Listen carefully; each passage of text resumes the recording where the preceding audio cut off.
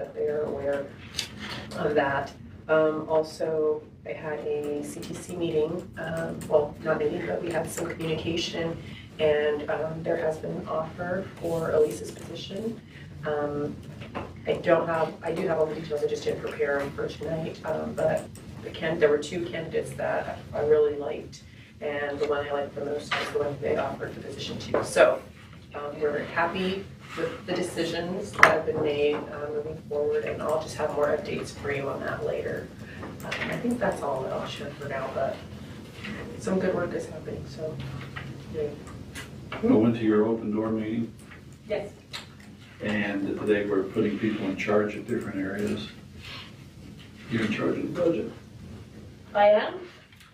You are now, because I was. That's what happens when you go. That's what happens when you Dave. send other people. You're not in charge of the budget, but you're on the budget committee. Yeah, okay. All the other ones seem like a lot of work, and I thought, well, numbers are, they're work, but you don't have to run around and do things, so. Anyway, I'm sorry. Have you waited till now to tell me? Well, you know, we had a few things we had to do before, you know. I know, I'm just, And, I appreciate you filling in. but they were, they're looking for a lot of volunteers. Open doors. Yeah, and to fit underneath those categories which they talked about. So. Well, we can share with everybody. Yeah, yeah, it was, they run I was amazed at what they actually do. I mean, I knew what they do as far as food goes and hospitality, but there's the circle. I finally had to ask them, what is the circle? What's your circle? I know what it is, but it's where they bring people in and try and talk to them and teach them how to govern their finances, things, you know, how to, and surprisingly, there was a lot of, what do they call it when they exempt a person from a crime? Exempt from? They don't exempt. Expungement? Expungement. They talked about, they do expungement stuff so people can get into housing where before they couldn't. And I don't know expungement from what, it's just, I'm sure it would be something small. Crimes off their records for small things. Yeah, right. Misdemeanors. And that was one of the things that I thought that was interesting, that they would do that. But that's all. Sorry about that. And little Zach's going next time. Yeah. You were having a baby, so, you know. No, the Circles program is a good program, Well, because it does get sure people trying to get them back on their feet and Yeah. being self-supporting. And I know that they're looking for a lot of mentors in all facets. Yeah, mentoring. And they So want anybody you know that's Yeah. willing to mentor, they could use the help of them. and they really don't want mentors that's their deal. Yeah. You know, they want people that are people, so they don't scare the people that are doing it. Mm-hmm. So she says, well, you qualify. Yeah, I do. If you need me, call me. You know, tell me what I need to do. I can do that. I can volunteer anybody for anything. Yeah, a few things from Parks and Rec. We have a new, correct me with the title, but Assistant Director over Recreation. Kimberly Zigmont. Yeah. If you have an opportunity to step in and say hello, introduce yourself. You should have her come. Pardon? Yeah. Dave should have her come. I went to a meeting and sat with them because I went to talk to Dave and they were in a stupid So budget. you stormed the meeting. So I just stormed the meeting. They were trying to teach him a new way to do the budget. And I was laughing because this is way too much for recreation people. Just give them the simple stuff. But she was very, very knowledgeable in how she spoke and the questions that she, I mean, you could tell she knew quite a bit. And so it was refreshing to see that. I believe she came from Texas. Yeah, she was working in Victoria, Texas, previously. She's originally from Florida. 10 or 15 years of experience in recreation. should be good. A pat on the back to everyone involved with the 4th of July. We learned that Chief Swanson could confirm this or not, but the parade route was closed and opened in an hour and 45 minutes. The parade was all done, so great job with everyone involved. Parks and Rec thought it was a win. And then also, I forget her name, but she has organized the flag raising ceremony. Had 12 years now. Yeah. She is stepping down, and she said she would do it for 10 years, and I think she's done it for 12, she said. So they're on the lookout for someone that wants to organize the flag raising ceremony on the 4th of July. So if you have any ideas of someone, this was a family effort for her. Yeah. So, Good job. When we hired her. and when she started doing it, she said she didn't have any knowledge of organizing these kind of things. So anyone that has a patriotic attitude would like to see some great things happen on the 4th of July. She did it. Direct me or Yeah, she Parks did and a Rec. great job.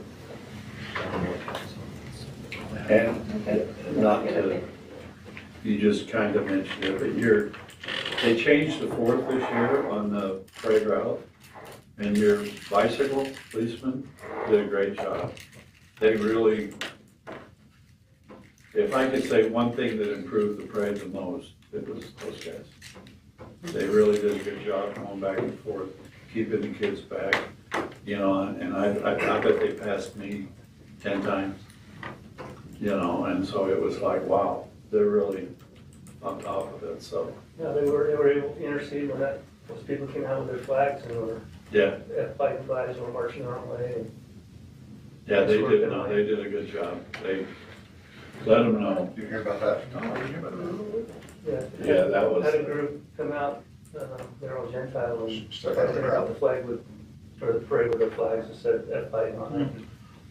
Our guys went out and freedom of speech and all that, but you can't be in a parade. Yeah. So they wandered around the park a little bit and kept an eye on it, and they didn't really cause any problems.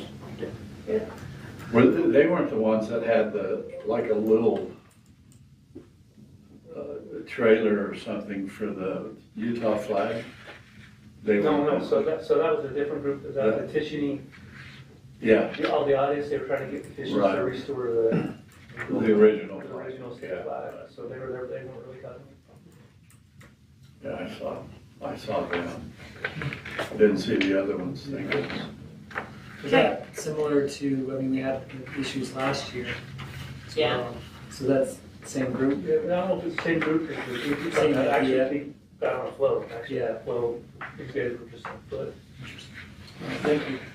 No, I thought y'all were very, I love the e-bikes, but they really get them around and they've been able to supply everybody. That's awesome, they'll like Yeah. my presentation later today. Oh, okay. I'm actually gonna hurry and do a mayor's report this quick, like, just because, you know, I get to the end of that.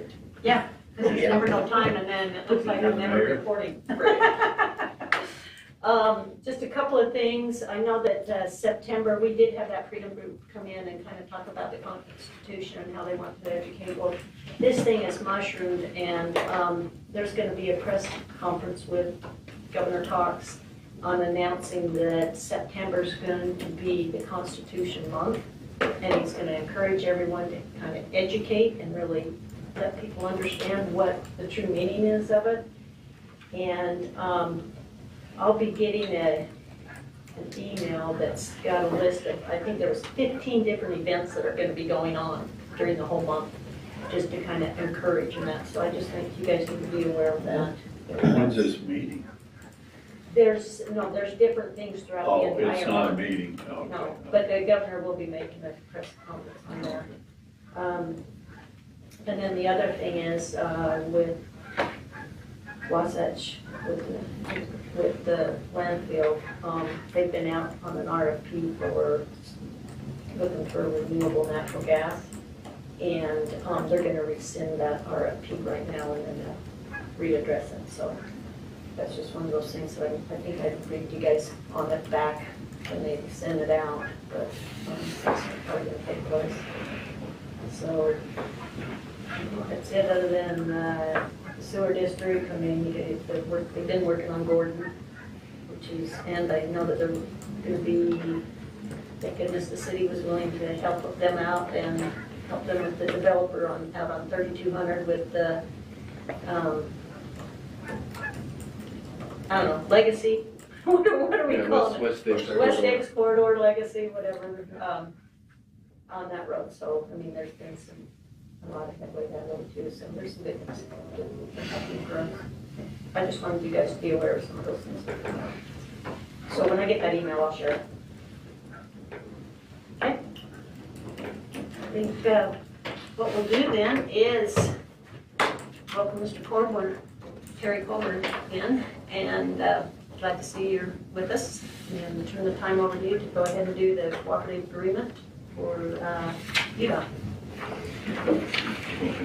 want to take care of it? Okay. Do it in the meeting, you can do it in the meeting. I'm gonna steal his thunder for a minute here, Mayor. Okay, no, I don't, that's okay. Or one of those things. So the resolution tonight for your approval or consideration, 2339, excuse me, as a cooperative agreement with UDOT. We applied for a grant for Safe Routes to School funding. It's a federal program that UDOT administers here, and so the grant would allow us to install at 3200 West on the south side of the road a sidewalk that would go about 1,300 feet and connect to the existing sidewalk that's approximately at 3475 West. So the grant is for $162,500, and then the city is matching a minimum of $12,300. So Pretty good bargain. pretty good bargains Yeah, I like for that, us. I like those, Yeah, those numbers. we do have to pay any additional above that number if there is changes to that, but we've been working on that. Mindy Hunsaker in my office has been spearheading that and taking care of that. So pretty standard UDOT agreement that we have, but just wanted to bring this to your attention and then answer any questions that you might have regarding that project. City's responsible for designing it, Steve's people will design it, we'll bid it, administer it, Bid it out. but that's what we do anyway, so. How comfortable are your bids now? Because I mean, in the past, we sent it out, now we find out, it's a lot higher. We feel pretty good about this one just because we have a contractor who does a lot of sidewalk for us, and so we've got a pretty good idea of where we're gonna be. Things are settling down a little bit, I guess I could say. Well, I heard cement's going up, Yeah. that it's been on the incline, and that it's gonna be another bump, September, late September, October. Could be. So, we anticipate this with all of the federal requirements for just crossing the Ts and dotting the Is. It probably won't be able to get done until spring, but we're gonna get it already bid out and take care of it. Yeah, I don't get it. Okay, I see Gentile Street So this, we had to split the screen. on the south side of Gentile Day. Yeah. So you're on the south side of Gentile. South side of Gentile, it's Mr. Bone that lives in these homes here, and then it goes from 3475, there's no sidewalk across Mr. Bone's property. Yeah, right, yeah. And then it goes east, and then there's a match line here, Dave, to drop to the I bottom see. So line. in yeah, front of so- Modest, Oh, I see, I didn't see match. Right, Yeah, or, yeah, so that goes over. west, Yeah. okay. Yeah, it's a pretty big stretch. Yeah, it's Yeah. a decent Yeah, it stretch, is. there's the new windmill subdivision and some others that the students are, It's your area. yeah, they're having to Yeah, we go know all about this area. different directions, so it's a needed improvement we've been working on for a few years. So What- norm- No, you can go. So normally sidewalk would be part of development, the developer would do it. There's some areas that are not developed. Is there any kind of, the city doesn't have a lot of investment into it, but any kind of buyback? Typically, there would be a payback, but on this one where it's federal money, I don't know that that's a possibility. And like we're saying, Well, it's, or any, yeah, our needs. be prepared. Yeah, eventually for the undeveloped parcels, that would typically be a requirement, but on this one, we feel like the sidewalk's important, but I don't know that it would work well to put a payback on federal money. Sure. Yeah. Well, I just want to make a comment. I know at the last meeting I kind of made that they always need to look at other ways of funding, and I use the word other people's money.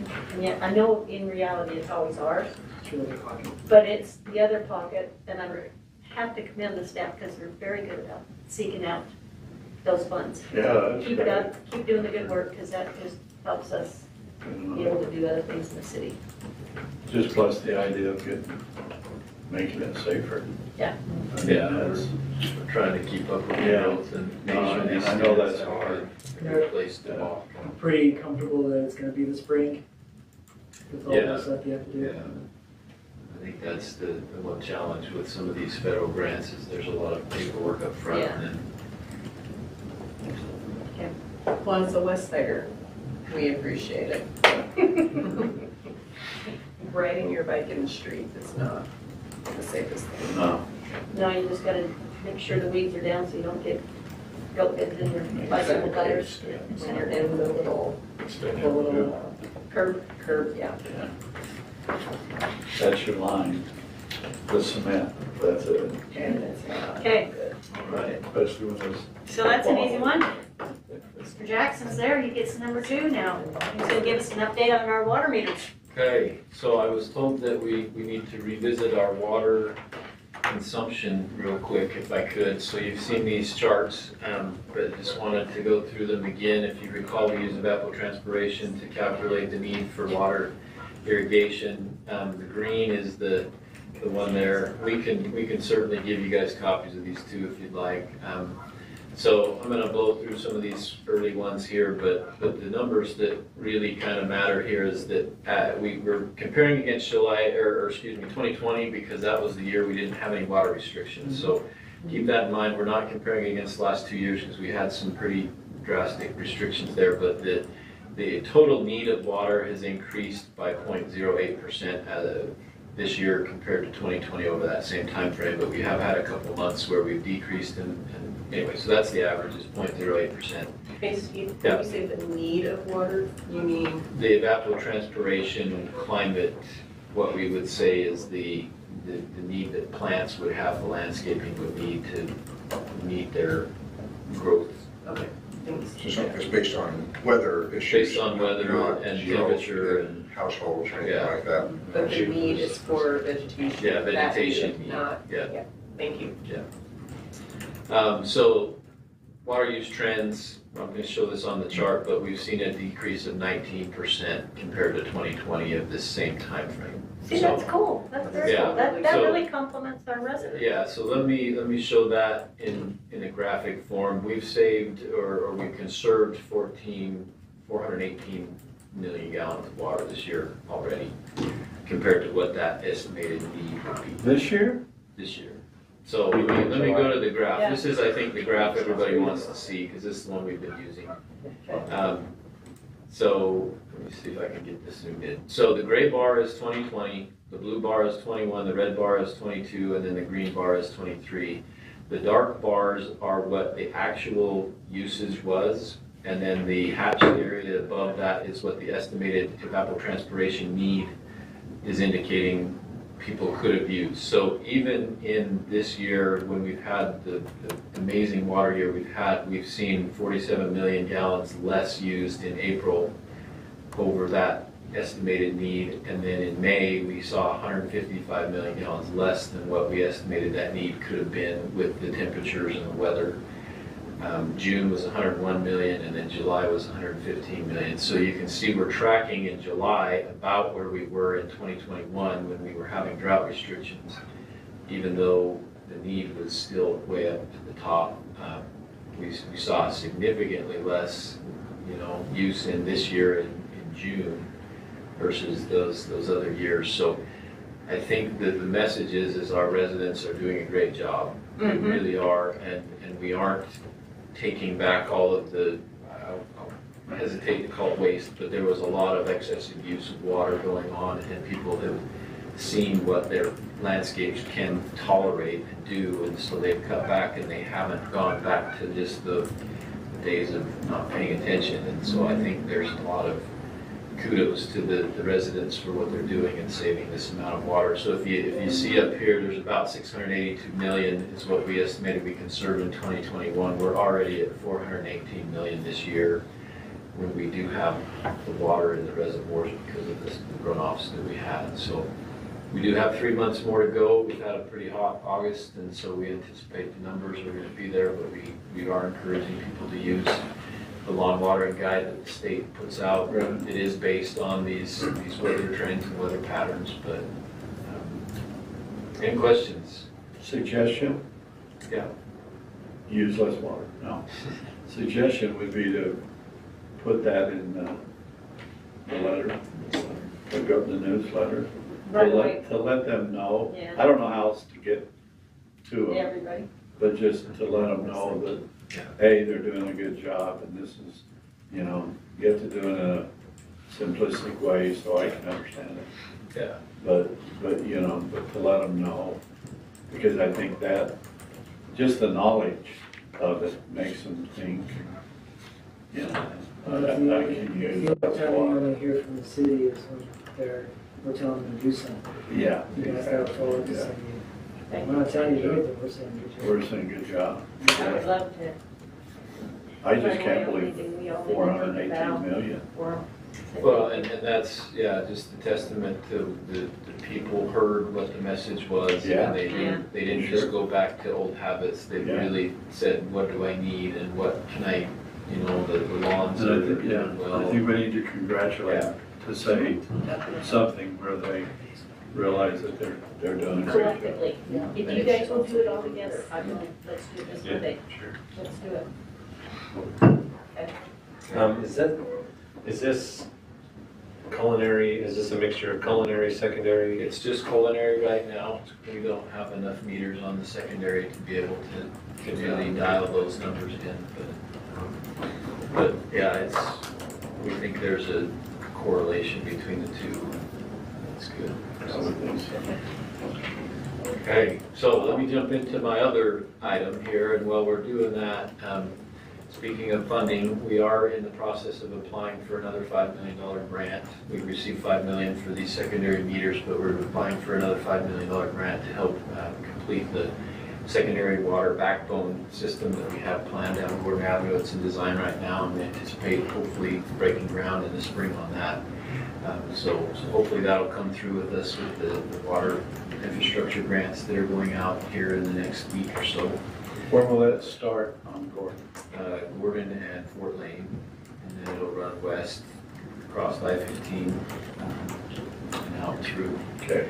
West Layton. So secondary water meter project, if you recall, we received a $5 million grant from the federal funds that came through with, I believe, the CARES Act or one of those acts. And so we bid that project out to Leon Polson Construction. So far progress, we've had 32 meters installed by the Layton City Water Division based on, as we've had to do work on a service line already in leaks or something like that, we've just taken the advantage to go in and put a meter on those lines.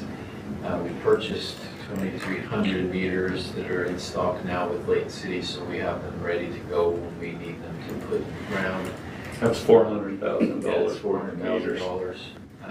Wow. There's 415 meter pit assemblies that are in stock with the contractor, approximately $350,000 worth of materials there.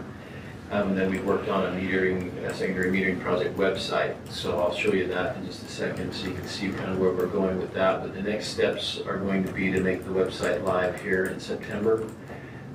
Project notices are going out the first week of September for these residents that are going to be impacted. The contract requires a 30-day notice to the residents and then another 7-day notice, so in advance of the work actually being done, they're supposed to get a second notice with that as well.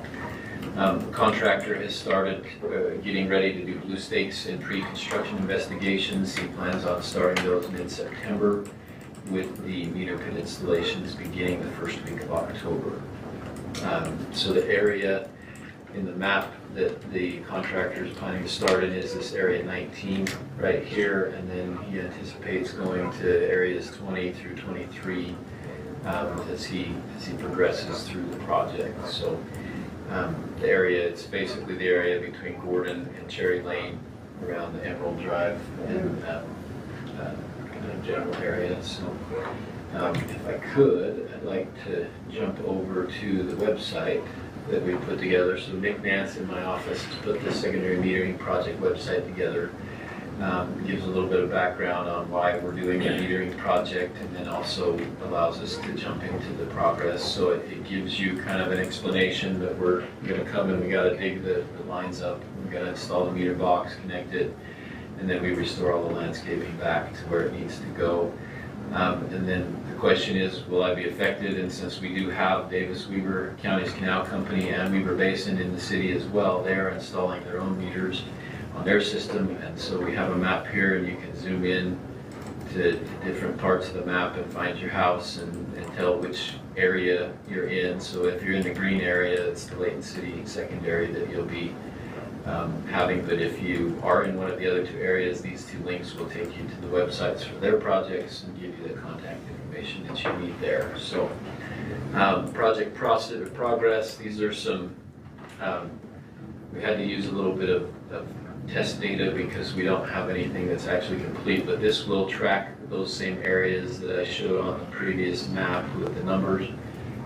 We'll have a planned pending construction and complete map so that as people, as they move through the city, this area will become the pending, and then, you know, it'll change colors so people will be able to see kind of when their project is coming up or when it's getting closer as we move through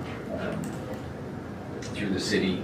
There's a frequently asked questions page that we're populating right now. There's this Learn More tab if you want to look at water conservation and landscaping and how to take advantage of some of those resources there, as well as a lot of, you know, stuff that maybe people will want to read, maybe they won't, but it's there. And then we have a contact page where you can either fill out this online form, tell us you want to have a response or not, and then give us your information and comments, and submit that online. That'll come to the city staff to be able to respond, or there is the Public Works phone number, and then we have an email, the direct secondary water at laytoncity.org email for any of the residents to be able to use to contact us for this project. So This will be good. yeah, This is super informative, especially, I know some of us got the landscaping email here, so I mean, now we can direct them to that too. yeah. So we plan on making this live. There will be links on our main page as well, and then the flyers that will go out will have all of this information as well, the contact information, and then a website address and a QR code so that people can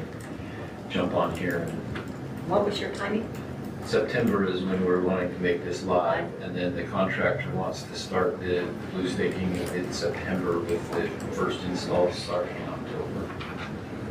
Just curiosity, where do you cross the freeway? Where we cross the freeway with this big pipe we're putting in, Yeah. I-15 and Hillfield Road, Yeah, where do you cross I-15? right at Hillfield Road. We're gonna try and go down Hillfield Road, and then we're gonna try and go down what used to be the Gordon Avenue extension. Yeah. So it'll be a fun challenge. Over winter, I-15, Yeah. but you'll feel. Are you coming under I-15 through the overpass, or are you going? No, it'll be north. We think we're gonna be able to get a line through the north of Hillfield Road, right where Gordon Avenue used to Oh, extend okay. before I-15 came. So you'll go underground there? Yeah. Oh, okay. So you bore that? I We'll guess. travel, yeah, we'll have to bore that, and we'll travel west on Gordon for a little while. and then Yeah. cross Yeah, south. About Frank's place. Yeah, Yeah, that makes that's- sense. Okay. Any other questions I can answer? I think a common thing I'm sure you guys see even more is people don't know who their water provider is. So thanks for making that prominent option right there. We do have another map on our city website that allows you to see those secondary areas too, so hopefully we've got enough resources. And there'll be a link on our Yeah, this normal will, on our normal website, to this one as well, it'll right? pop us into here. This is actually a GIS Yeah. map that we have, but it'll be on that front page of our city website. Yeah, this is forward thinking, I appreciate it. One of the things that, yes, I don't know that it's strictly related, but it might be, somewhat related is that we've had recently some discussions, and I think some of you received some emails from citizens expressing concern about kind of the condition of the city and the cleanliness or the upkeepness, no, that's not a word, but right of properties. And so as we've been talking in staff with police and the CBD and so forth, our feeling and impression has been that going through COVID, not through COVID per se, but because of the drought issues, there were maybe unintentionally, there was maybe a mindset that developed where there's an inclination before, now there was an opportunity to relax your standards about taking care of your yards, but the business or, because there's a good excuse for saving water, and so that's why I'm not mowing my lawn, that's why I'm not watering my lawn, or that's why I'm this or that. And so, I'm not saying that's what's causing the water's not coming back as much, but it's interesting, I think Alan's guys, when we talked the other day, they've done this year 3,000 cases just so far this year of those are mostly residential. Chad's folks do a lot of the commercial, and there's a lot of those as well, and so those numbers seem to be higher than they were, before. So it's the pendulum, like Sean Lewis said, the pendulum's turning back a little bit. We're trying to be respectful, but be attentive to those issues so the community, the aesthetics of the community don't decline in the quality. But we had recently, 2 or 3 emails that have come in, or people have called more than I can remember for quite a while, of saying, we love the city. They were actually, most of them very gracious. We love the city, it's a beautiful place, but we're concerned, it seems like it's declining a little bit, and people just don't seem to be as concerned about taking care of their yards, and we hope that the city can work with people and encourage people, which of course we're doing, but that's just an interesting offset maybe, or an outgrowth of thing that's going to have to swing back, as hopefully we can, as people start to want to maintain their yards and keep them nice businesses, especially that we can still keep that conservative mindset, that it doesn't swing back what it used to, but I don't know if that makes sense the way I described it. Find that proper balance of being responsible and taking care of your property, taking it to commercial. Those are the most frustrating, because you made a significant investment, and everybody around you has made an investment, and you have a piece of property in the middle of it, a commercial subdivision that is completely, untaken care of. It doesn't make any sense, but it seems to be a mindset that, anyway. Not that I want to get off topic, but how's the HOA going, where we've had some pushback on, or, some of them that did not want to do their maintenance, and so we've had to kind of take that over. Has there been? We've been maintaining it the last 6 months or so, and I haven't heard any serious pushback from residents who've been charging for it. What was that fee? That's what I'm driving at. They're quiet. Okay. Yeah. I did, sorry, it's just still on the same topic, but when you were showing the numbers on water, I was thinking it would be interesting to know, and I'm not asking you to go do this, I'm just throwing this out there, to know how much of that conservation has come from folks who have, changed their landscaping, just to see what is the portion of this savings that has come from folks who have maybe done one of these programs or just on their own. And I know we don't necessarily have that data, because people don't have to tell us that they're using a program, or that they're flipping their strip or changing their landscaping. But I do believe that we don't want to underestimate or understate the fact that there are people who are using this water because they have made an investment to change their landscaping. So I'm sure that has something to do with it also. Absolutely. Just 2 things. One on point one, just collateral. The first one was we have this water master plan that's based on these rates, these historic rates, and we've talked a lot about we had these increases, and so in the last few years, but not this year. And so I guess my question is, I know you're attentive to this, but just what are the financial ramifications of continued decreasing in water consumption? Because it's always that bittersweet thing where we're conserving water, but then we also lose the water revenue to actually fix the system that we have. And so I'm just curious if we have an idea if those numbers are to a point where we may have to look at, and I don't expect you to answer that yet, but just ideally, if we're getting to a point where if this continues to go the way it's going, we would have to relook at our rate structure. Yeah, I would think we would. I don't think we're there yet, because we built into the rate structure that's in the current master plan provided for most of these bigger projects. The one thing that has really helped us if it comes to fruition is this additional $5 million grant, because that would be money that otherwise would have come out of the rate structure. So that will, if we get that, which we hope to, that will free up some of those dollars that can extend that prior rate increase, if you will, for several years. But yes, we try to look at that every year and make an analysis, and we can adjust projects as well. We try to be responsible in that. There's some, we don't, at least recommend to you, we don't recommend that we not do projects just that are critical just because of the potential of a rate adjustment. We try to do our job and recommend, and you guys do your job is to balance all of those interests. But I think right now we're in a pretty good place. Would you, Terry, Steve, disagree in terms of? No, I think so. Those priorities. We have a lot of conversations with Tracy, because when I present those numbers, it's great for me, but it's bad for him. And vice versa.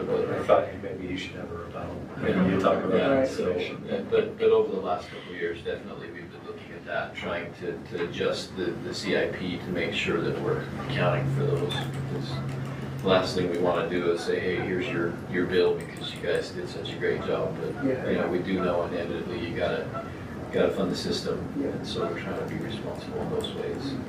Thank you. Yeah, it was just mostly just an idea I had with the budget. And then Tyson and I were talking about this. This is really just because you're here, Steve.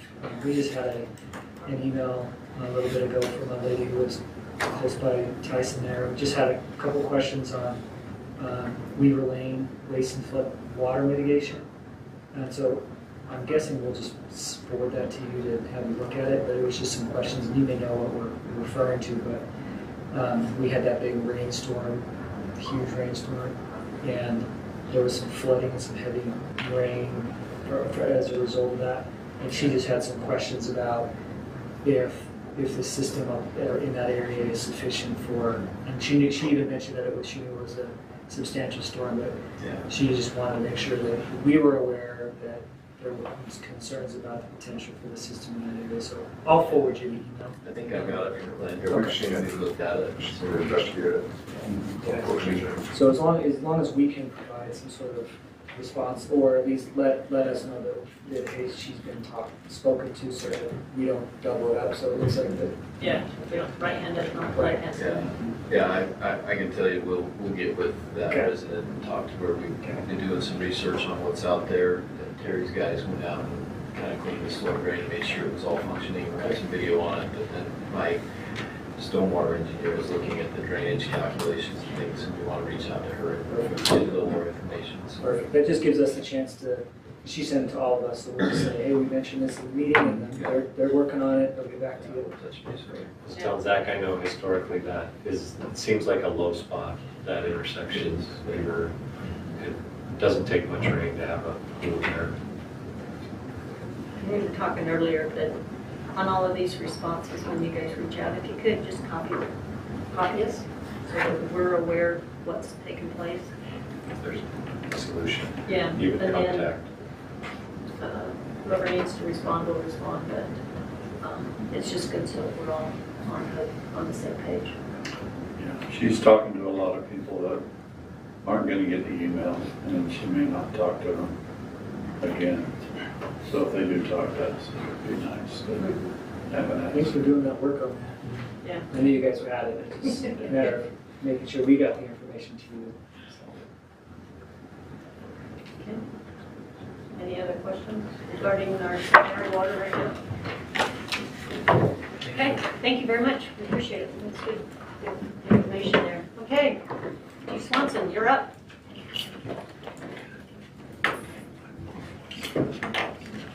Can you stand? You can do what you want. Right. We want you to be comfortable. Mayor, Council, good to see you all. Resolution 40, that just simply has to do with an updated MOU and a development agreement with the district. We've had one obviously for years. There has been some legislation over the last couple of years that just caused the language to change a little bit.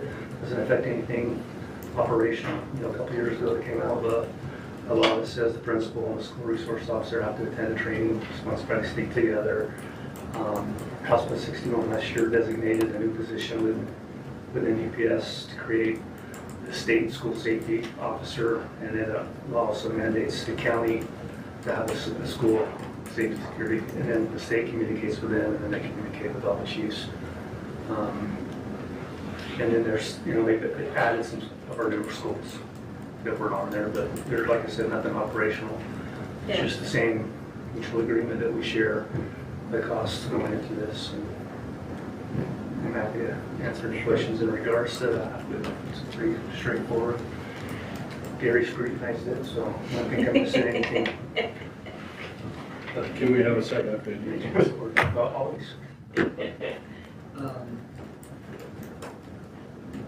I have to wade into this, even if on the duties of the school resource officer, the first one says to protect lives and property. That's what I'm just referring to lives. A friend of mine, his daughter was killed at Parkland, and some of the situation was with the resource officer not going in and protecting lives, and so I wish that's not the world we lived in, but can you maybe talk to me about what these resource officers are trained, like what our way of doing it? Because these are all of our schools here. They're staffed with our officers. So I was just curious if you could help me understand what our standard is and what. Yeah, we train constantly on this, and we, not just here locally, but we also do training. In fact, we're in the process of doing that right now with all the agencies within the county, but we also do our own. And our training is obviously to go, and we actually, at the end of the last school year, had what we thought was an active shooter at Sunburst.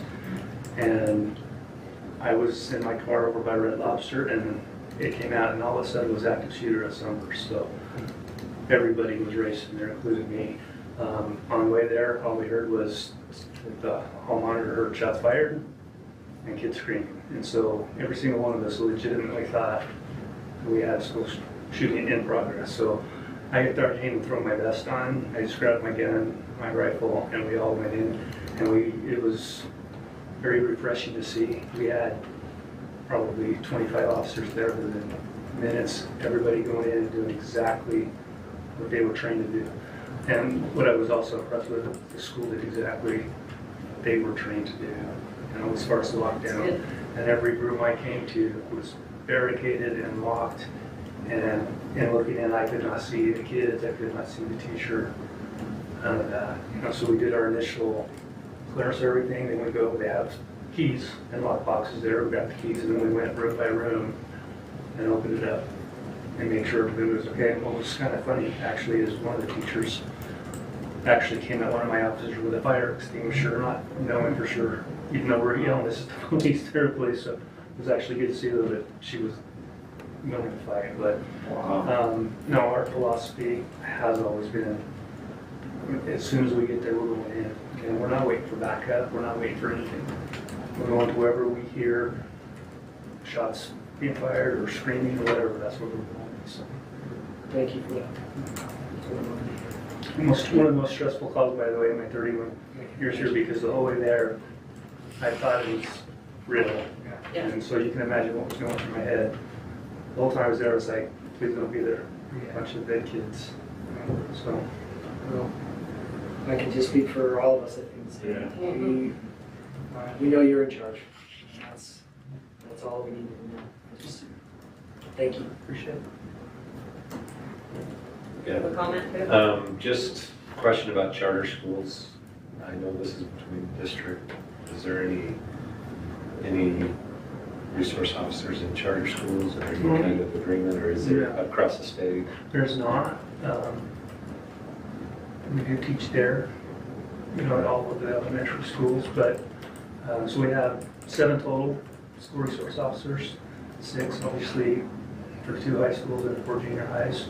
And then their officer, he teaches at the elementary schools, but those elementary schools are also assigned by proximity to the high school or or junior high SRO, so they actually have elementaries assigned to them as well that they're responsible for, besides just the high schools. So, but, you know, I've had that question come up before.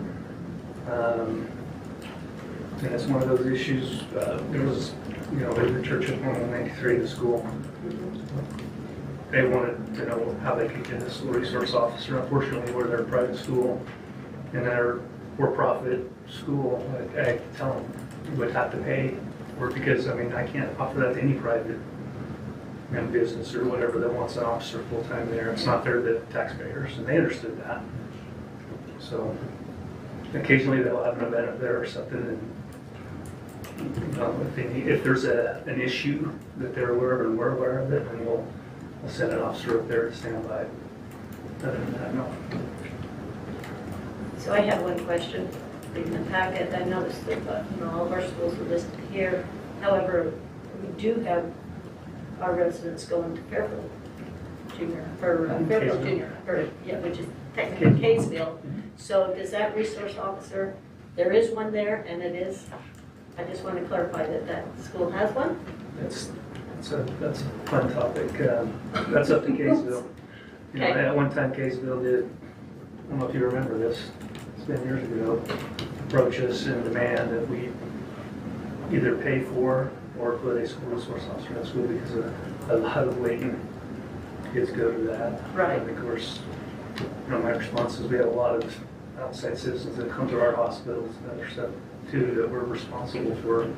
It's a new Okay, jurisdiction we're responsible for. I just noticed it wasn't on the list, so that's fine. I would only question it. I took my 7-year-old to orientation there Tuesday. There was a Kaysville City Police car parked there the whole time in front, so. Good. I don't think there was an incident, so I assume it was the officer there, the resource officer. Yeah, I'm sure they haven't seen Okay, Well, that makes me feel better.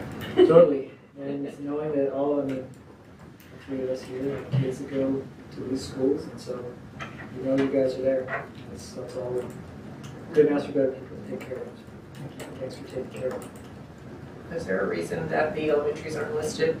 Is it just because in the, So the district only partially funds the high schools and the junior high school where we have officers. They do not help fund our DARE officer, that's solely on us. So we'll just be the full-time officers that are there 9 months out of the year. Which is a great program. We appreciate you sticking with that, along with our crossing guards. You get crossing guards following Yeah, that. Thank you. It's absolutely, you gotta have an officer in high schools and junior highs, no matter where the funding comes from. You know, we never come to you and recommend we pull that. Those are, some of them small cities, right? Yeah. Fully populated, so it's, and especially in today's climate, it's a must. Well, it's a great program, and the more we can do to help, because we talk about a lot of things, and that's the one thing that, as you mentioned, that probably closer to our heart than, you know, anything else. Even though other things are sad, that's beyond. And thank goodness I have no kids to go there, but regretfully I have half a dozen grandkids who go in this, especially in the younger areas. So, you know, it's, and the one thing I've seen, I go to a lot of events at the high school. And the one thing I've seen, and I don't know if it's normal, abnormal, whatever, but the resource officers are very friendly with the kids. I mean, not to the point of joking around, but I mean, the kids know it's, you know, and I always think that's a good thing. They're not afraid. I don't think they're afraid at all to go to them and say, you know, matter of fact, I was there once when they went to one of your officers and said that there was a gun in a gym bag, because the gym bag was open and the gun was there. And I heard him talking, and I'm right by the gym bag. So I walk over to the gym bag and I look in and I zip it up, thinking, if anybody's gonna get it, they got, well, it was a starter pistol. And they were track kids that were in the gym, so. But at least somebody had the guts or whatever it was to go down to the officer and say, hey, he went in and unzipped it, asked whose it was. They found out anyway. But anyway, it was refreshing to know that the kid had the guts to do the right thing. And of course, the officer responded dramatically. Good. If any of you ever have questions about any of that stuff, please don't just make comments. Yes, let us know if we can ever give you more support. Yeah. Appreciate it. Yep. And kudos to all the awards and their departments keep getting lately. I mean, that's huge. Especially working with other agencies. I mean, that's shows how the camaraderie is and how willingness we are to kind of help our citizens, right? And their neighbors, yeah, for sure. Neighbors. Okay. I think we're good, unless you have anything else? Can we move on to the next resolution? 41? Sure. That's the JAG grant. So every year, for years, we get the JAG grant, or a portion thereof. This year, the state of Utah got around 920,000 total. And then from there, it's split up based on Part 1 crimes. And, back in the day, 15 years ago, it was a much bigger chunk. And Layton's always going to be the administrator of that grant because of the largest agency in the county. And so we used to divide that up and give a portion to Bountiful, and a portion to Clearfield, and then a portion to the sheriff's office. But over the years, that grant has dwindled down.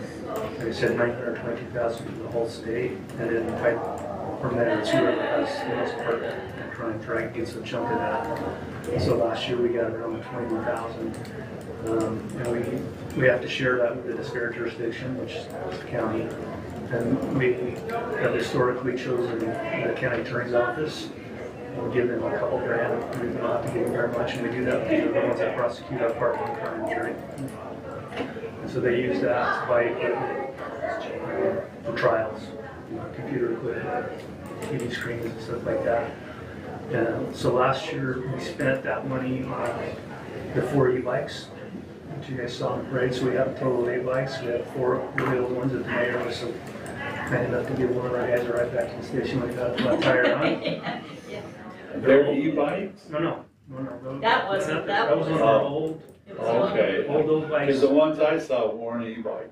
Yeah, No, we have this was four really old ones that we've been using for years. Okay. We've got the 4 new bikes that we bought on the grant. They were a very, very good tool. And because of that, we've actually started a program this summer where we do overtime shifts and we actually use those e-bikes to patrol the parks and trails throughout the city. Great idea. Yeah. And what I would like to do with this year's grant is buy 4 additional e-bikes and get rid of our old, 10 speed, basically. our That's old, what they our old were. bikes.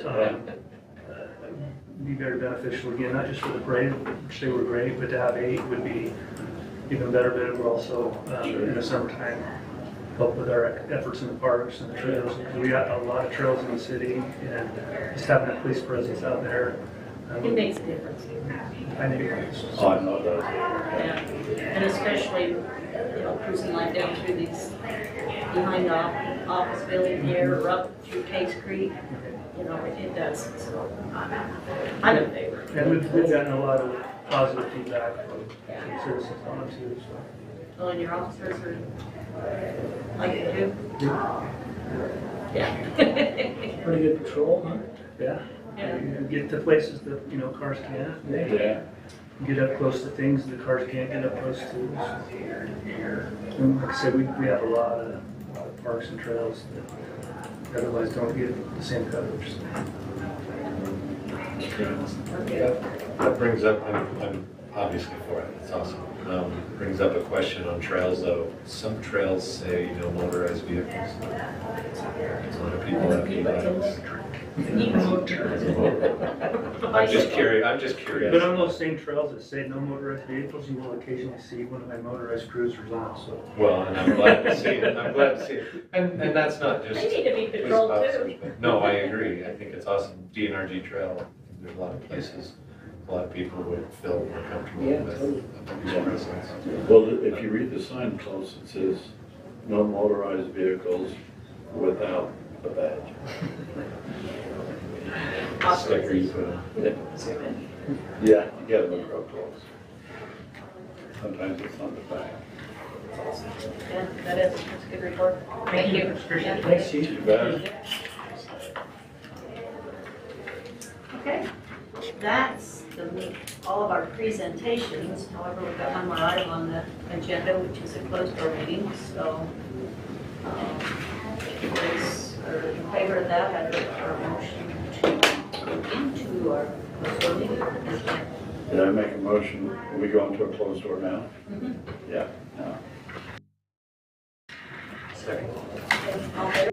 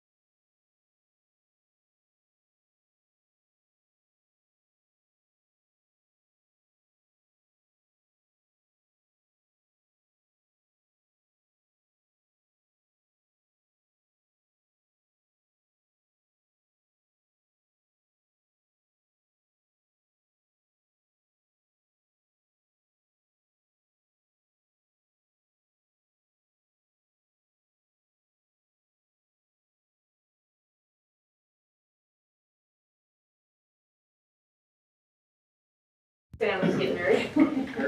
Hopefully I am. So do we have any council reports here? I know some of you have been at meetings. No, I know. I did just leave the Davis Arts Council meeting. There are a few updates that I don't think I can give out fully just yet, but they're still in the works with their building and the move that will be taking place within the next couple of months. So that meeting was a good one. I will remind us about their fundraiser breakfast. It does happen to be the same weekend as the ULCT conference.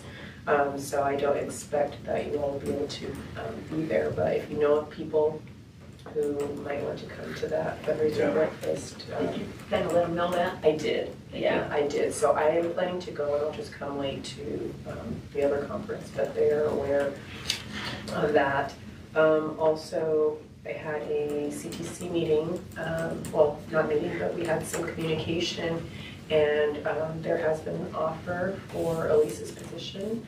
I do have all the details, I just didn't prepare them for tonight, but there were two candidates that I really liked, and the one I liked the most was the one who they offered the position to. So we're happy with the decisions that have been made moving forward, and I'll just have more updates for you on that later. I think that's all that I'll share for now, but some good work is happening, so yay. I went to your open door meeting Yes. and they were putting people in charge of different areas.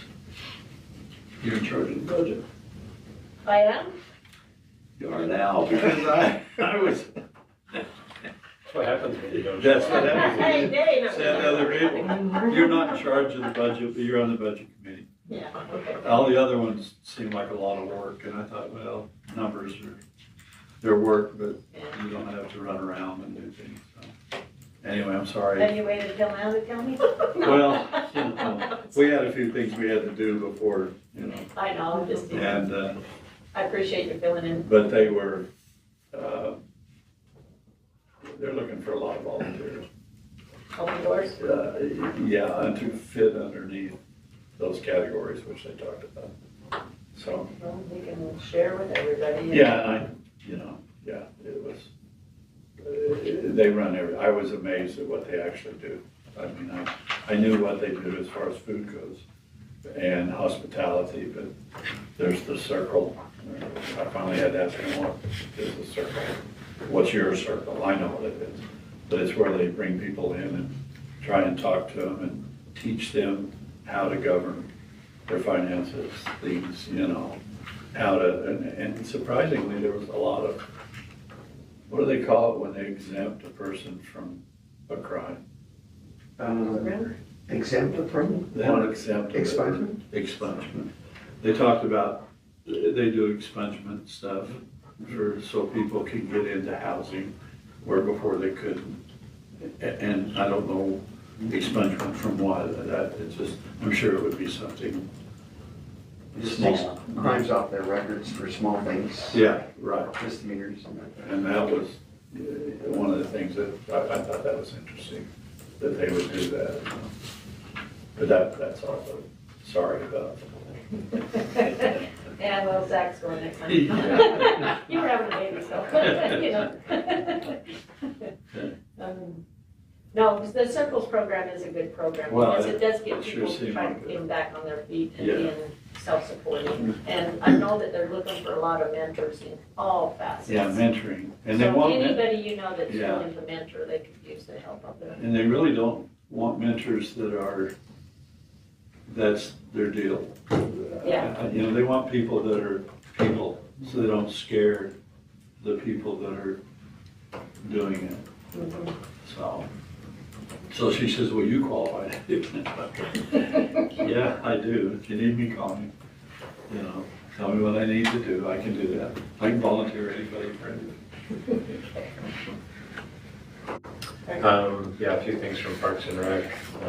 We have a new, correct me with the title, but Assistant Director over Recreation. Kimberly Zigmont. If you have an opportunity to step in and say hello, introduce yourself. You should have her come. Pardon? Yeah. Dave should have her come.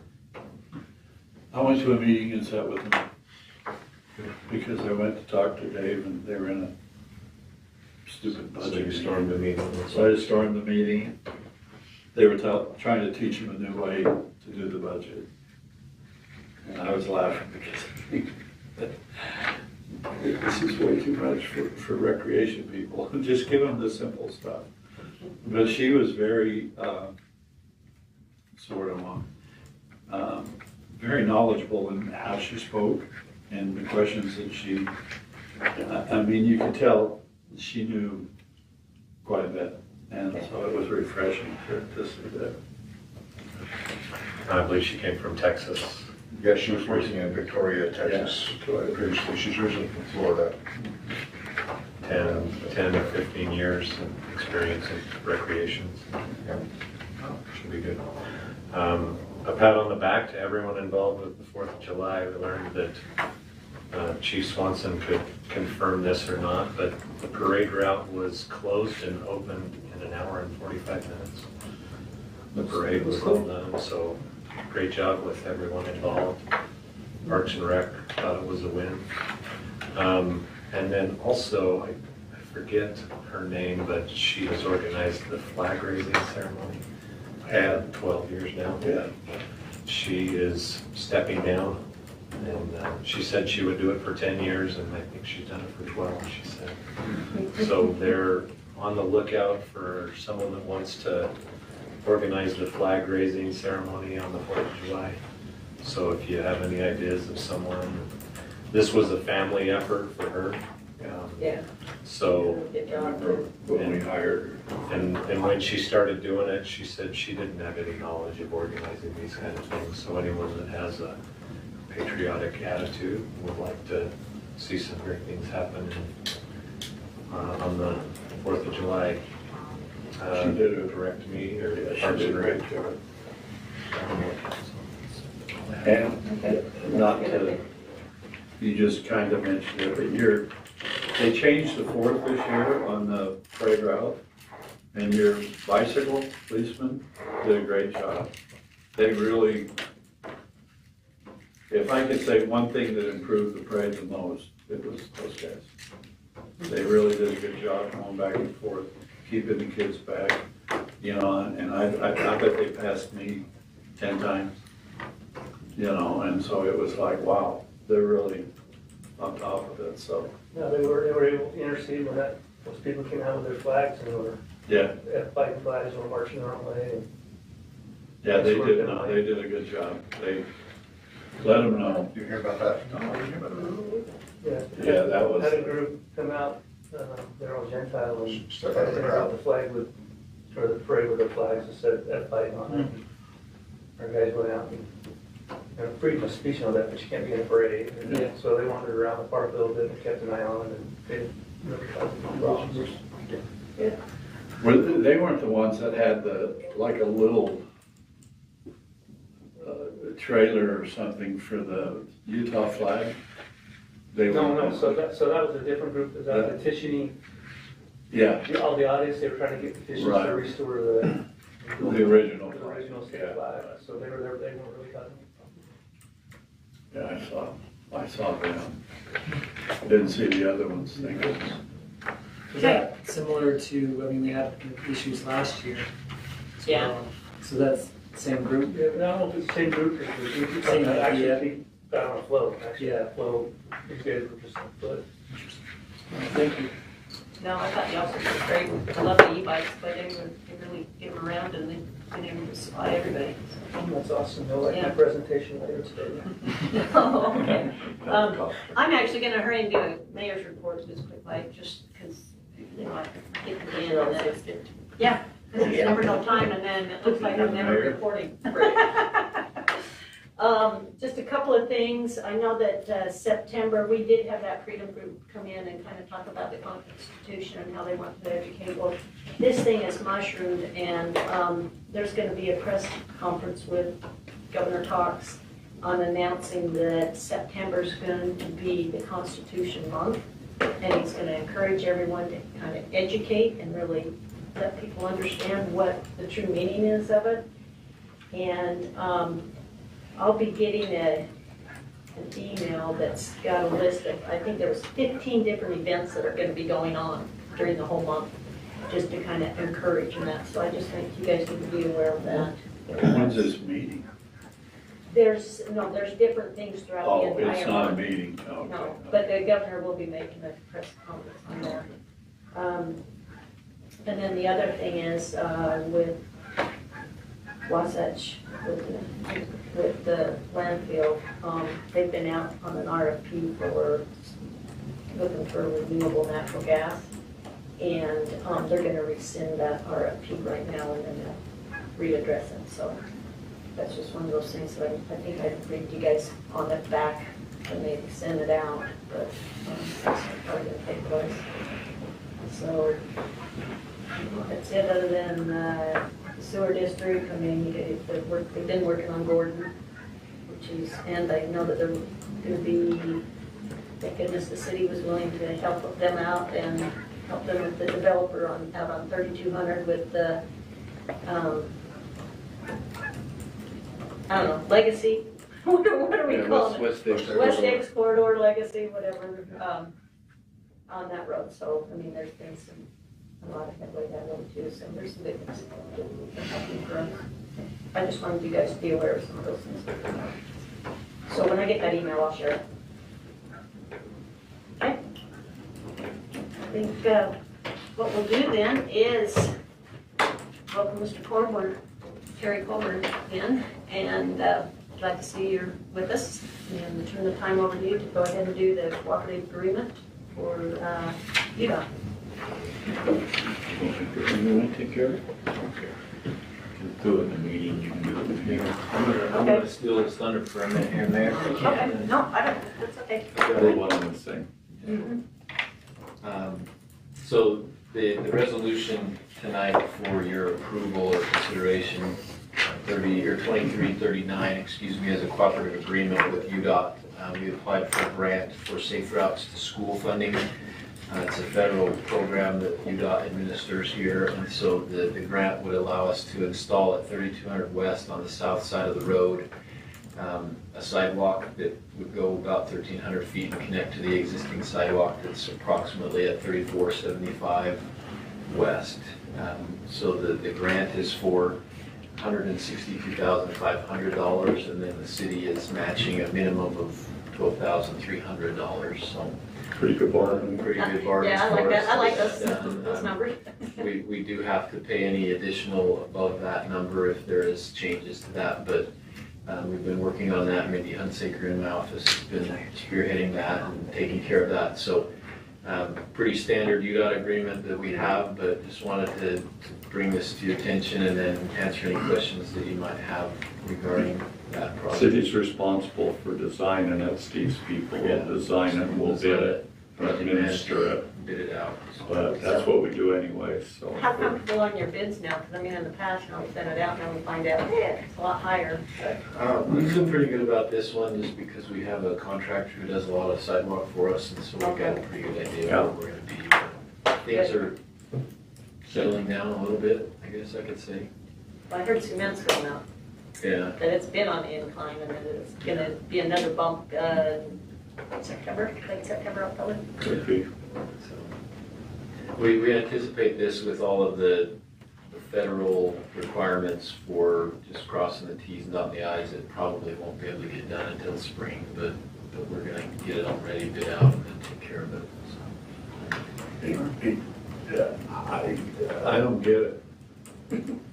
Okay, I see Gentile Street, So this, we had to split the it's screen. on the south side of Gentile Day.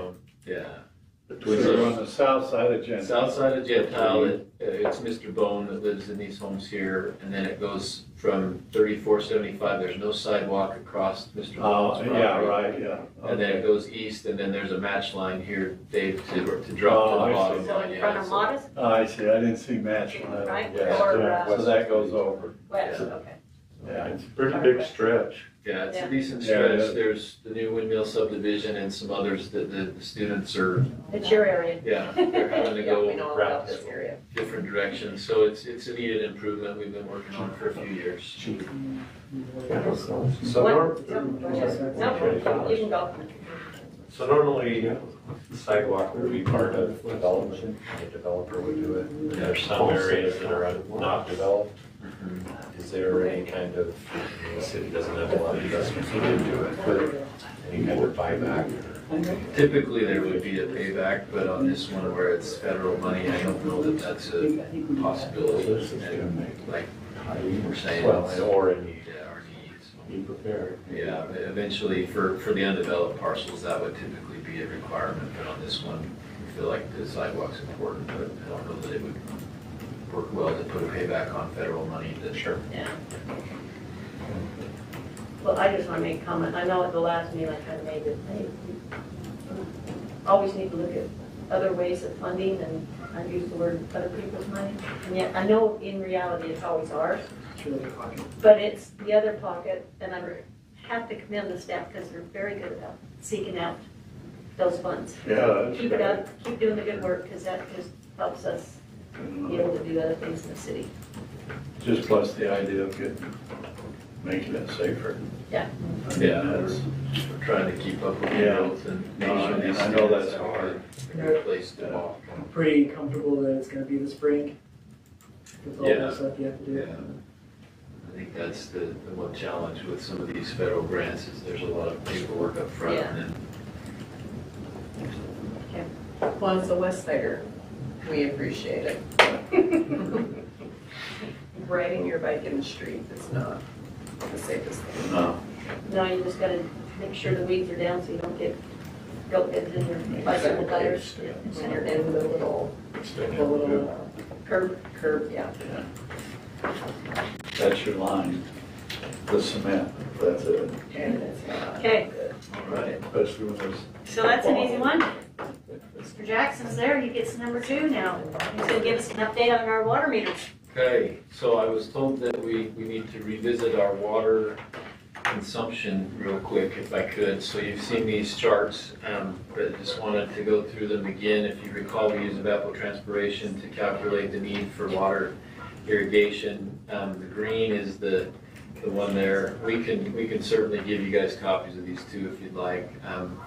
So I'm going to blow through some of these early ones here, but the numbers that really kind of matter here is that we're comparing against 2020 because that was the year we didn't have any water restrictions. So keep that in mind. We're not comparing against the last 2 years because we had some pretty drastic restrictions there, but the total need of water has increased by 0.08% this year compared to 2020 over that same time frame, but we have had a couple months where we've decreased and anyway, so that's the average is 0.08%. Okay, Steve, Yeah. when you say the need of water, you mean? The evapotranspiration climate, what we would say is the need that plants would have, the landscaping would need to meet their growth. Okay, thanks. So it's based on weather issues. Based on weather not and growth temperature in and- households or anything Yeah. like that. But the need is for vegetation. Yeah, That vegetation need, need, Not, yeah. thank you. So water use trends, I'm going to show this on the chart, but we've seen a decrease of 19% compared to 2020 of this same time frame. See, that's cool. That's very Yeah. cool. That So- really complements our residents. Yeah, so let me show that in a graphic form. We've saved or we've conserved 418 million gallons of water this year already compared to what that estimated need would be This year? this year. So let me go to the graph. This is, I think, the graph everybody wants to see because this is the one we've been using. So let me see if I can get this zoomed in. So the gray bar is 2020, the blue bar is 21, the red bar is 22, and then the green bar is 23. The dark bars are what the actual usage was, and then the hatched area above that is what the estimated evapotranspiration need is indicating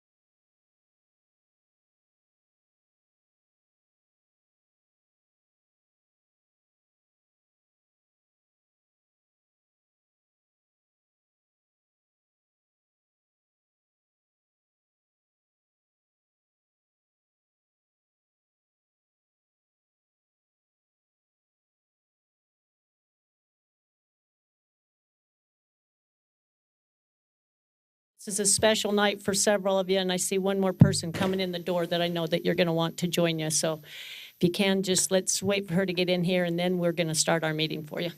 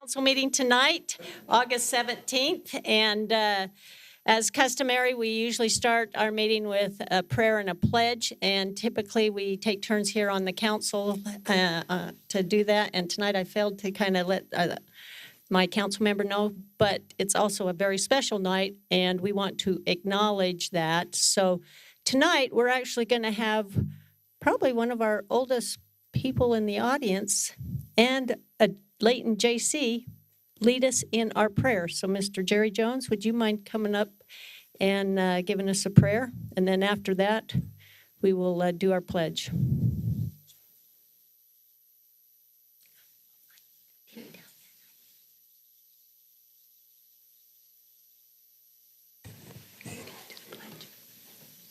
Our Father in heaven, I'm grateful to have the opportunity to invite thee to our to this Layton City Council meeting, and pray for thy Spirit to be here to guide and direct the activities of the evening, and to bless us with the love that we receive from thee and that we feel for thee and for our Savior. We're grateful for the loved brothers and sisters that are here for the JC dedication this evening. We love thee, Father, and we love our Savior. Pray humbly in the name of our Savior, Jesus Christ. Amen. Amen. Thank you. Okay, now I'll ask that Cheryl Barnes, do you mind standing up and leading us? Barney, excuse me. Please rise and repeat after me or with me.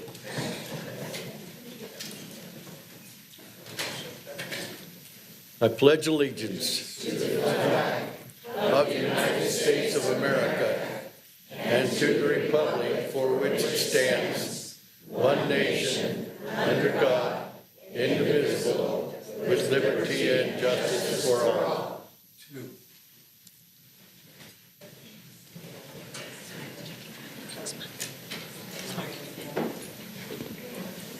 Okay, thank you very much.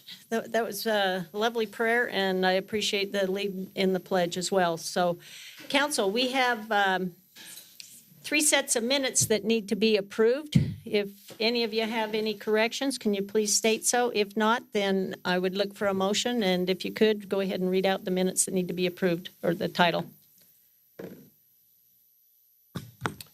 Mayor, I make a motion that we adopt the minutes of the Layton City Council work meeting, May 4th, 2023, the Layton City Council work meeting, May 18th, 2023, and the Layton City Council meeting, June 1st, 2023. Okay, is there a second? Okay, it's been moved in second that we adopt the minutes as written. All those in favor, please say aye. Aye. Any opposed? Okay, thank you very much. Okay, we'll now move on to our municipal announcements. So council, those of you that are over some of the, what am I trying to say? Some of the departments and entities, I know you have announcements you'd like to share with our citizens. So if you could, go ahead and make those at this time. I just want to give a shout out for our youth court, our Layton City Youth Court. We had their awards ceremony earlier this month on August 9th. They have been in action for 25 years, and there were a lot of students here, a lot of volunteer hours put in, and a lot of presidential awards. And I did want to mention two of these youth court members who graduated from high school this year. One is MJ Majestic Christensen, who has actually been with the youth court for 3 years, and then Timothy Schaefer-Meyer, and of course their advisor, Carlene Kidman. So I just wanted to give them a shout out. And then also, OPA concluded their summer production of Disney's Little Mermaid last Saturday over at the high school, and it was well attended. It was a great show, and so just keep your eyes open and your ears open for all of the arts that are going on. There's a concert tonight, which is why the parking lot is super full, but there's still lots of things happening in Layton. So we just want you to be aware of those things. Thank you. Okay, Councilmember Roberts has a few of those things going on. Yeah, so I know we're still reaching the 90s outside. It's still quite warm. We are about a month away from entering fall, which is great. It's very exciting. So the Parks and Recreation Department will be hosting the end of summer bash. It's always a good party at Surf and Swim. A week from tomorrow, August 25th, 7 to 9 p.m. Admission is $1. We hope a lot of people are able to join us. Tubes $2, so come out and party and say goodbye to summer. Okay. One more thing that I failed to mention is that actually Councilmember Morris, I needed to excuse him. He actually has a wedding tonight for his son, so otherwise he's been very dedicated and always here, but tonight is a special night for him, so we've excused him. In addition to the announcements, do you have one more? Or did you want to say something more? Yeah, I forget because it happens every week, but Friday Fest, 5 p.m. to dusk, we'll have lots of things going on here in the park, just north of the complex here. Food trucks, entertainment, and just a good time. So come on. Yep, booths. Booths. Right. Yep. Okay, thank you very much. Okay. Madam Mayor? Yes. I also thought of one more. For those of you who are ready for football season, Northridge and Layton play tomorrow night. So It's going to be another busy parking lot, but a fun time. That game starts at 7 p.m. and it'll be over here at Layton High School. Okay, that's a good one. I'm glad you remembered that. Okay, is that it for any announcements? We will now go on to our verbal petitions and presentations, and tonight is a very special night and a proclamation that we would like to present regarding our Layton JCs, which is the junior Chamber of Commerce. And we've got several of the original members here tonight, which I appreciate, and also their extended families and prodigies of the JCs. So with that, typically as a mayor, I would go ahead and read that proclamation, but I know tonight, Councilmember Thomas, he's been involved with the JCs quite a bit, and so I thought it'd be nice to have him read this proclamation, and then afterwards I'll go ahead and I've got a hard copy that I'd like to get to you guys, and perhaps after our entire meeting, we can get a photo with you as well. But so now I'll turn the time over to Dave Thomas, Councilmember Dave Thomas. I feel like I should stand. I look out in the audience, and there's a lot of guys and women who helped raise me. I'm thankful. It was a great organization, no question. Did a lot for Layton City, and I was able to do things with you. Probably not as good as you wanted me to, but that's just how it was. But I just feel as though that I should stand because of what you mean to the city. So I'll read this as best I can. Whereas the Junior Chamber of Commerce is a volunteer organization with a rich history of service, building character and strengthening communities. And whereas the Junior Chamber of Commerce, more commonly referred to as the JCs, were originally established in 1920 with the objective of providing youth with the opportunity to develop personal and leadership skills while emphasizing service to and active membership in the community. And whereas the Layton JCs were originally part of the North Davis County JCs, whose charter was officially effectuated on July 13th, 1944. And whereas the JCs filled a prominent position in Layton City's history with recorded activities in support of the war efforts during World War II, when the group organized a paper drive and collected an estimated 20 tons of paper. And whereas the JCs sponsored a variety show entitled Pass and Review, which was one of the largest war bond drives ever organized, with the show being conducted throughout the state of Utah. And whereas, in addition to providing service opportunities, the JCs built community relationships through picnics, creating a teen club, the J-Teens, sponsoring dances, which I liked, and hosting other community activities. And whereas the Layton City JCs recognized as #1 in the nation, represented Layton and the state of Utah in the national conventions, and in 1963 constructed the state's representative float and carried the Utah Bell to the national convention in Louisville, Kentucky. And whereas the simple thought of the JCs brings to mind the essence of service to the community, the goodness of humankind, and that the sisterhood and brotherhood of humankind transcends any mortal or temporal difference. Now therefore be it proclaimed by Layton City, as it recognizes the invaluable and incalculable contributions to the communities of the world and to our community. Its continued support and hope for the sound of the bell of freedom, echoing from the dedicated efforts of the JCs, in witness whereof the mayor has caused the seal of the city of Layton, Utah, to be affixed on the 17th day of August, 2023. Thank you. Thank you, Councilmember Thomas.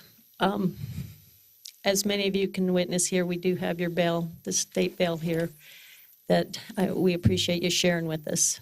And also as a prodigy, I want to express my sincere thanks and appreciation for basically being the city's Park and Recreation Department before we were able to fully organize.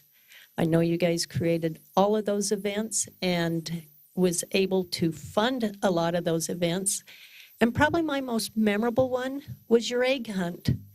I know you guys had to, I don't know how many dozens of eggs, but boy, let me tell you, the entire lawn between Central Davis Junior High and, I can't remember, Crestview Elementary was covered with eggs.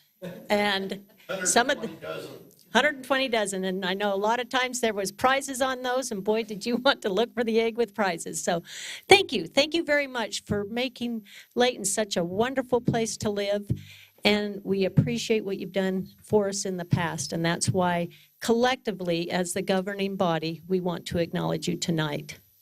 So with that, we'll go ahead then and proceed with our citizens' comment portion of the meeting. And this portion of our meeting is for anybody here in the audience that wishes.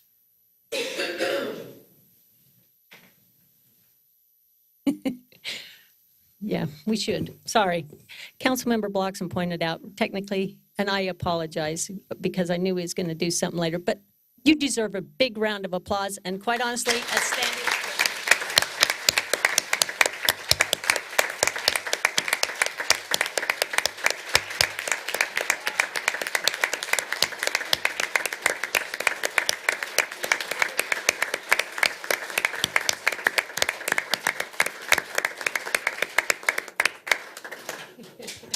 No, thank you. That was kind of awkward for me as well, because typically we do something and it was like, Yeah, no, thank you very much. And like I said, don't go anywhere. We want you to stay.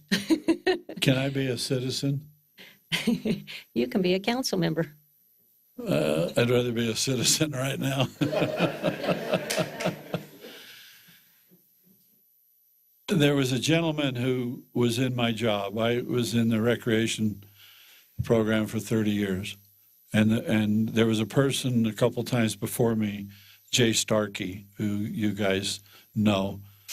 And Jay came to me one day and he says, Dave, I want to organize a club. And I thought, oh, that'll be fun.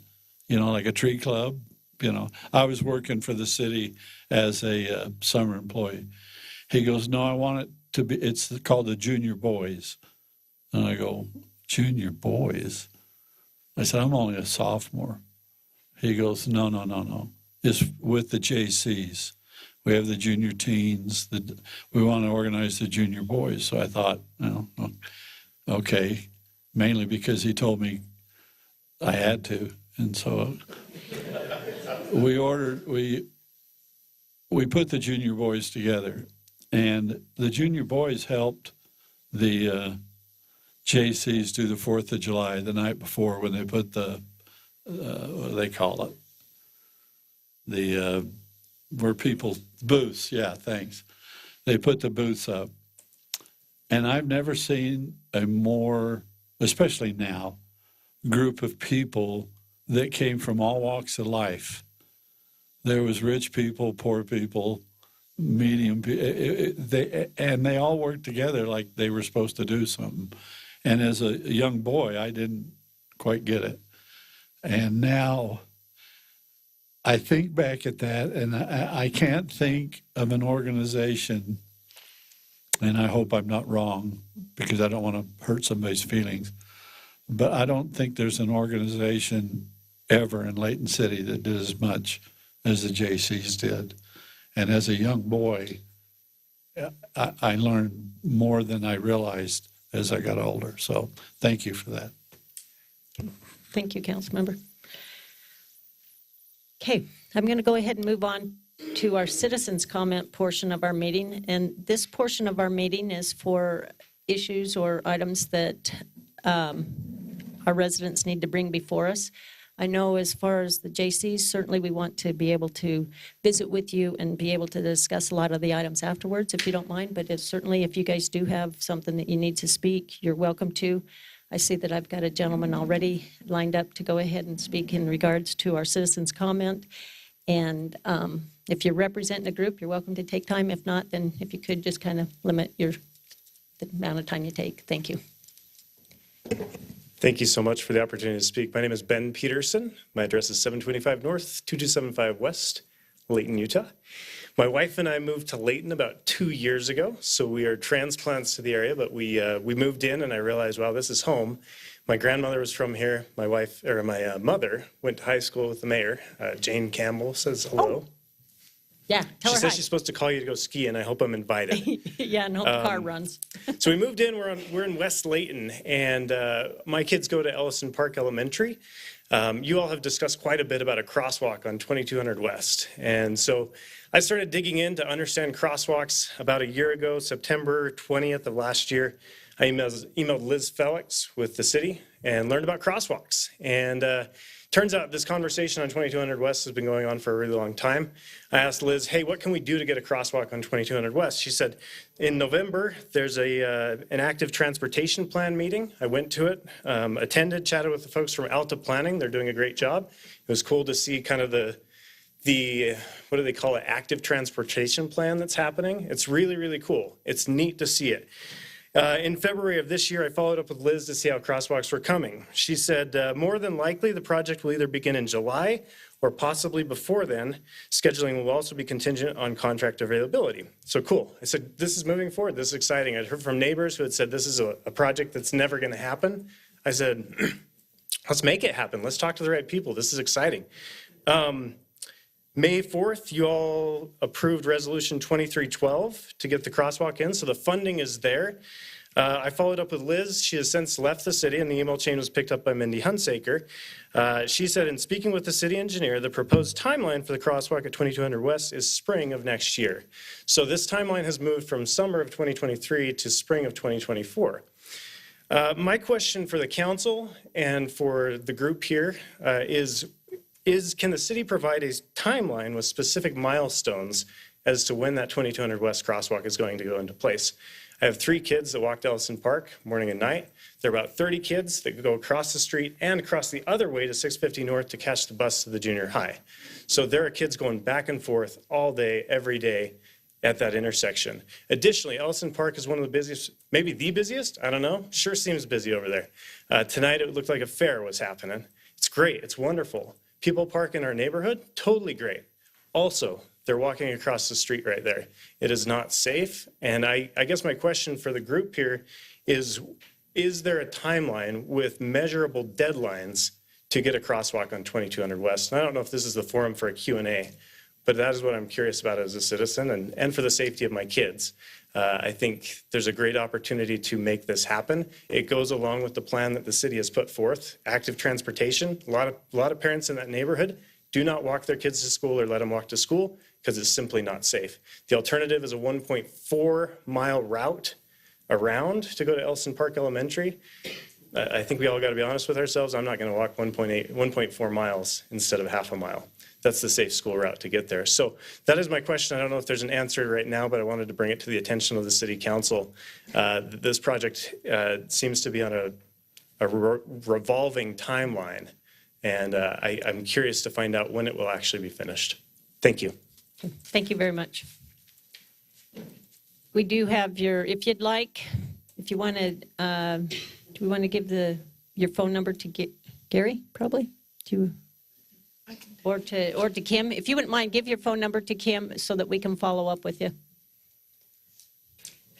Okay, is there anyone else that wishes to address the council regarding any problems or concerns within? Okay, state your name. My name is Peyton Morby, and I'm a 6th grade student at Ellison Park Elementary School. I walk a group of 10 kids to school every day, and I would really like to get a crosswalk in before I go to junior high so that I will know that my siblings and neighbors will be safe crossing it. I might not always be able to walk with them because I might have a student council meeting, so I might not always be able to walk with them. And so I would really like them to be safe with a crosswalk, and it would be great to get it as soon as possible. Thank you, Peyton, and thank you for being involved with your student council. That's awesome.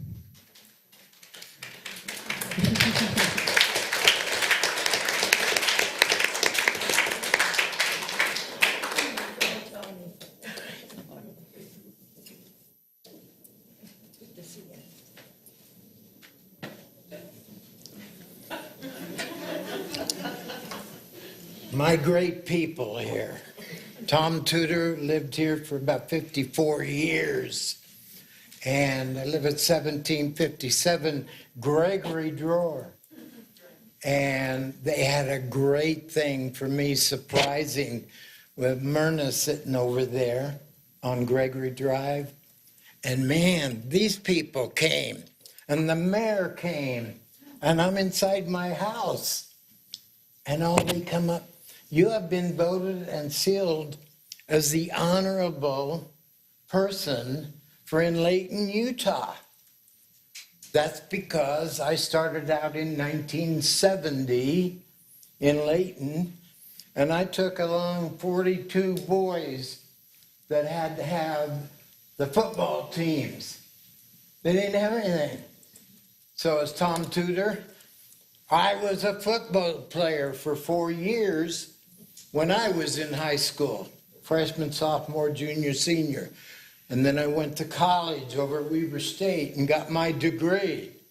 And I talked to every neighbor I'd see because I got a mouth. I thought I'd get a late there. Yeah, I got thousands of things. And the thing that you'll remember was all of my calls in my 20 years as a police officer for Layton. I had to go over there and meet Mel Madison? Manning. Mel. Manning. I knew the teachers could all say it. I mean, because they had the kids throwing the snowballs in the winter, and I could take them down, and make them reasonable. That's Psycho 1. Instead of roughing at them like a gangster, like in the movies today. They're not like them. You come visit us, the tutors, and we'll show you the real. So anyway, I'm going to cut it short for the best the best people up here. Okay, thank you. I just felt good tonight because, I was president and the JCs, we called it. And we started the JCs with the log cabin down on Main Street. And we had dances and dinners there. You remember it? Yeah. My wife and I and Cheryl Barney over there remember it. And anybody that knows Tom Tudor, I went to the dances with my wife back in the 70s. And I talked to the people of this city.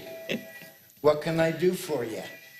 Well, me as a Layton City policeman and police detective for 20 years over here, I worked there for 3 different bottles for the money to grab and get all of this done in my years. The older people know that too, when we had all the old buildings in here. But the mayor here got everything going. You need energy. You need niceness. You need good therapy. Yeah. Hey, Tommy, thank you. Thanks. We really appreciate what you've done. Thank you very much.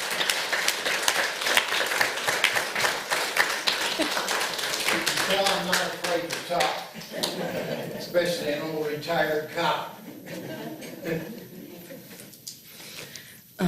Hello, my name is Ivy Thompson. I'm owner of Twig and Twitter Landscaping. I live at 687 Wasatch Drive here in Layton. I am following up from the public hearing you had on July 20th. And just to recap for those in attendance who aren't aware of what's been going on with the consideration of adoption of water efficient landscaping ordinances, the state of Utah announced a statewide rebate program the 1st of May that would enable every resident in Utah to apply for a rebate of up to $50,000 per residential property if they live in a city that has adopted water efficient landscaping ordinances that pertain to future development. And the 3 parts of that ordinance that would pertain to single family homes are making sure that you have turf grass in strips wider than 8 feet, that there's no lawn in the park strips, and it limits turf grass to 35% of the front yard and side yards, which are common sense best practices in water efficient landscaping. June 1st, you folks had a public hearing whether or not you should adopt them. And due to concerns, you decided to have a second public hearing on July 20th.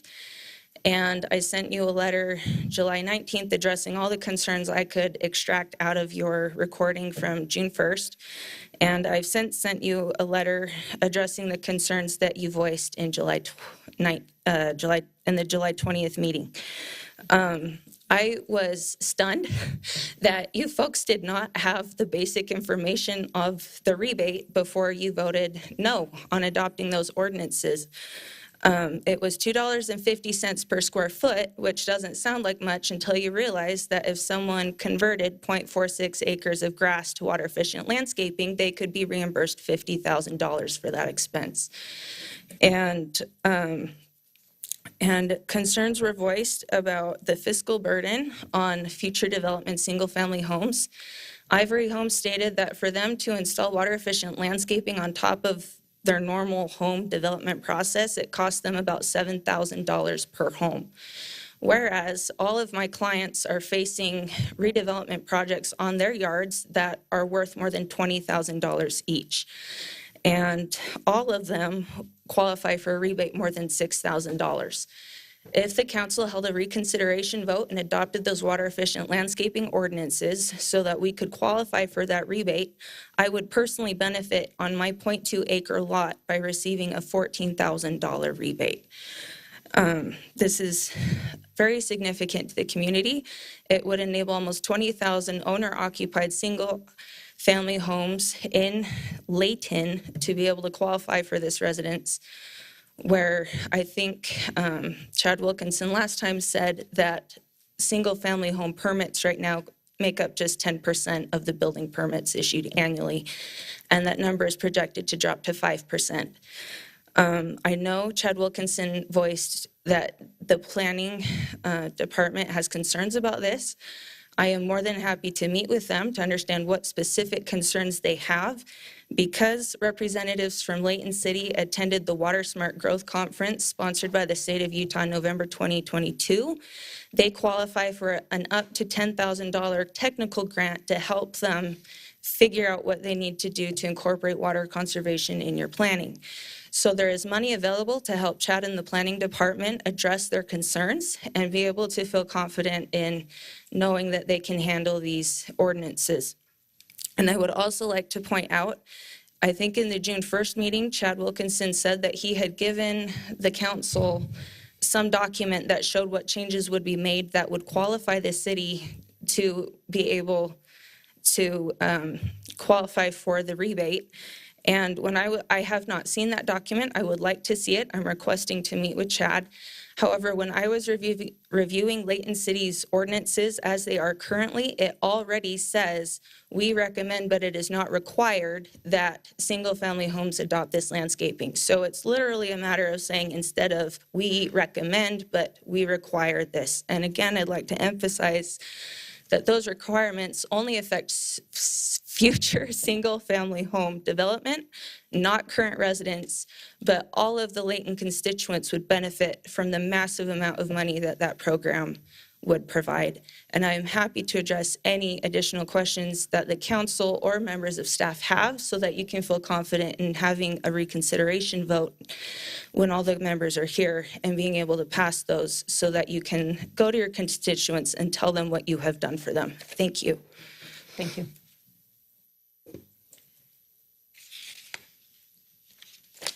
We do have your contact, so I can have him follow up. So, okay, next. My name is Jody Jarvis, and I have written you all also about this same subject. I didn't realize that you guys had taken a vote already. I've been trying to ask what's the update and haven't heard anything, so that's a surprise to me. Also that you, what she said, I'm surprised by that you took a vote without having the information, so that's kind of surprising that you make a decision without having the information if what she said is correct.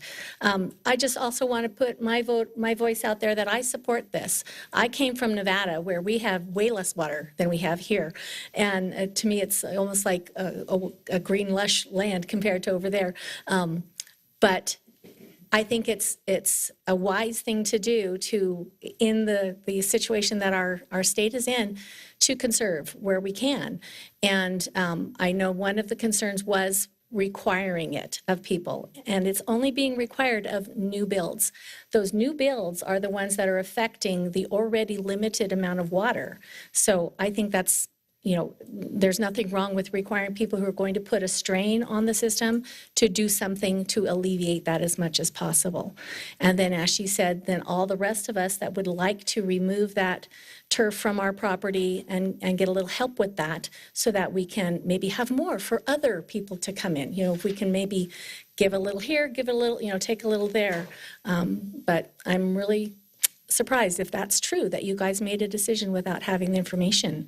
When I had written, I had gotten emails saying, well, we're trying to get further information. And I was shocked. Why didn't you get that before you met in the first place, before you could discuss it?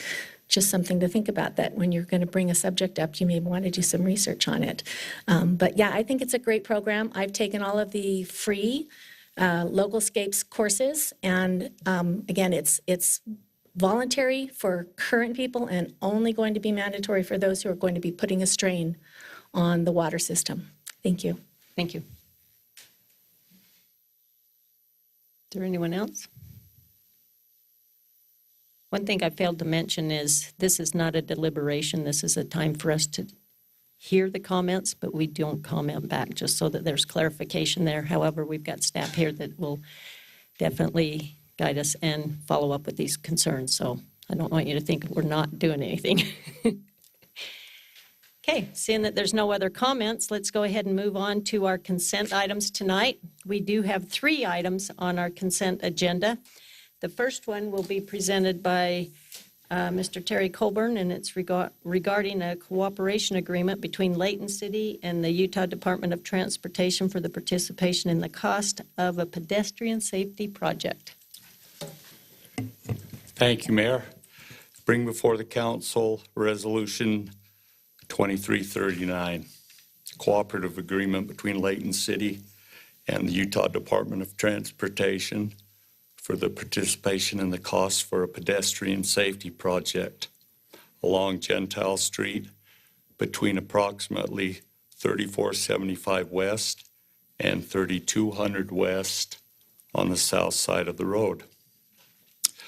Resolution 2339 authorizes the execution of an agreement between Layton City and the Utah Department of Transportation for a cooperative agreement for the participation in the cost for a pedestrian safety project along Gentile Street as a project that proposes approximately 1,300 feet of sidewalk to improve the safety for students and well-being of the citizens of Layton City and the general public. The city will design, construct, and maintain improvements for the project, as well as retain the contractor to perform the work and traffic control. Subject to the attached provisions, UDOT has approved the grant of funds and participation in the cost of the project with the city. The city has estimated the total cost of the improvements to be $174,800. UDOT has agreed to participate with an estimated amount of $162,500 of the project, and the city will participate with an estimated amount of $12,300 minimum.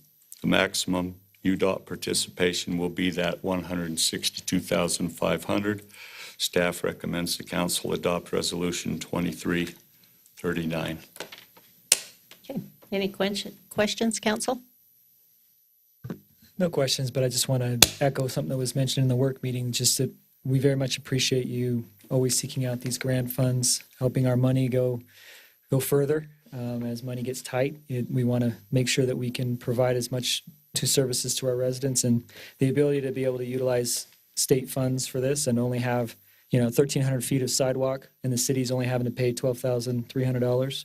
That's a really good outcome. So just thanks to you and your team. I appreciate that, Councilman. I'll pass that along to the engineering people. They're the folks that go after it. Yes, thank you. Hey, Terry, can you speak to the timeline of a crosswalk such as this? Maybe allude to something we heard earlier, but just to give citizens an understanding about. Yeah, the money that the state get is federal, so that will take a little paperwork up front. We'd like to think that we could get it this fall, but more likely it'll be in the spring. And that's also due to, so we have funding sources. This is just for all of you to understand. We have funding sources that come from different locations sometimes, but also then we have to have contractors to get bids on who's going to do the work.